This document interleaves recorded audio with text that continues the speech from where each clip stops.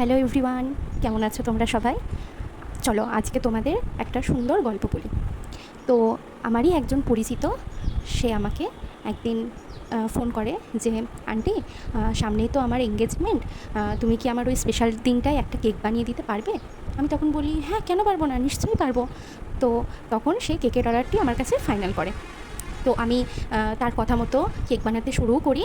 এখানে একটু বলে রাখি, আমি নিয়েছিলাম অর্ডারটা 2.5 পাউন্ড কেকের। প্রথমে 2 পাউন্ডের বেসটা আমি বেক করে নিয়েছি, পরে 1.5 পাউন্ডের একটা বেস আমি বেক করে নিয়েছি। তো চলো গল্পে ফিরে যাই আমরা আবার। তারপর আমি তো ভীষণই পরিমাণ এক্সাইটেড ছিলাম যে সামনেই ওর একটা স্পেশাল দিন, আমি যেন ওর স্পেশাল দিনটাকে আরও বেশি স্পেশাল ফিল করাতে চাই এত সুন্দর একটা কেক দিয়ে। আসলে মেয়েটি অনেক দিন ধরেই আমার কাছে বলছিল যে ও তার স্পেশাল দিনটা আমার কাছে কেক নিয়েই সেলিব্রেট করতে চায়। অবশ্য আমারও এইসব জিনিস ভীষণই ভালো লাগে যে আমার কাজকে সে অনেকটা প্রাধান্য দিয়েছে। আমারও বেশ ভালো লাগে কারোর স্পেশাল দিনটা যেন আমার হাত থেকে শুরু হয়, সেটাও আমি অবশ্য চাই। এইবার দেখো আমি কেকে এখানে আইসিং করছি। সুন্দরভাবে আইসিংটা করা হয়ে গেল। দেখেছো, তোমাদের সাথে কথা বলতে বলতে আমার কেকটাও প্রায় রেডি হয়ে গেছে। এখন শুধু বাকি ডেকোরেশনের কাজ। এখানে আমি ফুল সেট করে দিয়ে দিলাম, আবার উপরে একটা টপারও লাগিয়ে দিলাম।